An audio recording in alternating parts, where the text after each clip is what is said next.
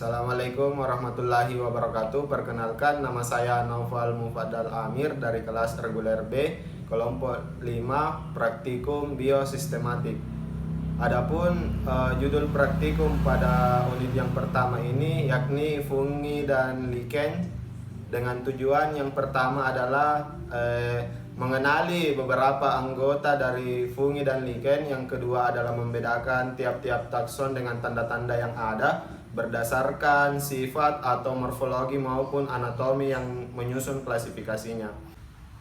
Adapun pada fungi terbagi menjadi 3 kelas. Yang pertama itu adalah jamur, yang kedua adalah kapang, yang ketiga adalah hamir. Sementara pada lichens juga terbagi menjadi 3 kelas, yakni krustos yang berbentuk seperti kerat, yang kedua folius yang berbentuk seperti daun, yang terakhir itu fructicus yang berbentuk seperti semak-semak. Adapun sistem reproduksi pada fungi terbagi menjadi 2, yakni reproduksi secara generatif atau seksual. Pada reproduksi secara generatif ini didahului dengan pembentukan spora sesuai yang memiliki jenis hifa yang berbeda. Jadi nantinya akan ada 2 jenis hifa, yakni contohnya hifa plus dan hifa negatif yang berkromosom. Kemudian haploid mendekat membentuk gametangium.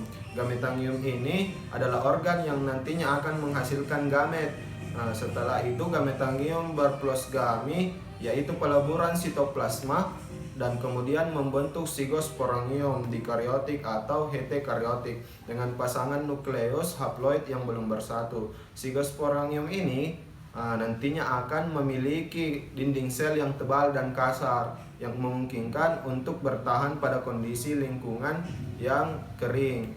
Bila kondisi lingkungannya sudah membaik, sigosporangium ini nantinya akan menjadi karyogami atau peleburan inti, sehingga sigosporangium memiliki inti yang berkromosom diploid dalam kurun 2N. Artinya di sini sigosporangium yang berinti haploid ini akan mengalami pembelahan secara mitosis yang menghasilkan sigospora haploid di dalam sigosporangium. Sigospora haploid ini nantinya juga akan berkecambah membentuk sporangium bertangkai pendek dengan kromosom haploid. Setelah itu sporangium haploid akan menghasilkan spora-spora yang baru yang bersifat haploid yang memiliki keanekaragaman genetik. Setelah itu spora-spora yang terbentuk tadi akan jatuh di tempat yang sesuai. Kemudian spora akan berkecambah atau melakukan germinasi menjadi hifa jamur yang haploid. Hifa akan tumbuh membentuk jaringan miselium yang baru yang semuanya bersifat haploid.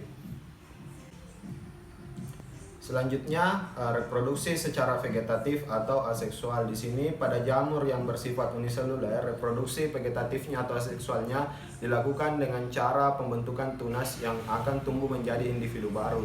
Pada jamur yang multiseluler dilakukan dengan cara fragmentasi hifa atau pembentukan spora vegetatif.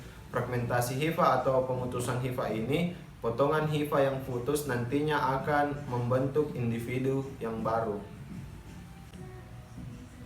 Adapun hasil pengamatan yang dilakukan pada praktikum ini salah satunya adalah pada kapang tempe atau Rhizopus oryzae.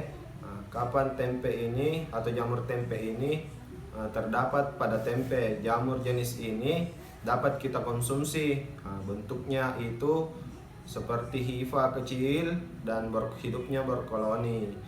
Apabila dewasa akan berwarna abu-abu kecoklatan, dan apabila masih muda, usianya muda, berwarna putih, dan berkembang biak atau bereproduksi secara seksual dan aseksual.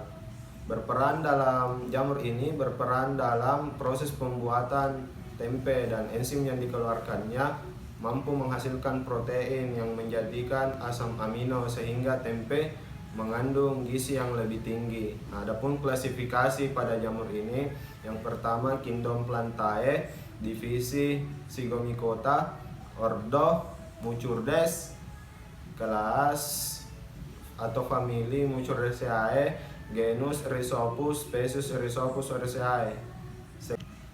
Mungkin cukup sekian penjelasan dari saya. Sekian dan terima kasih. Kurang lebihnya mohon dimaafkan.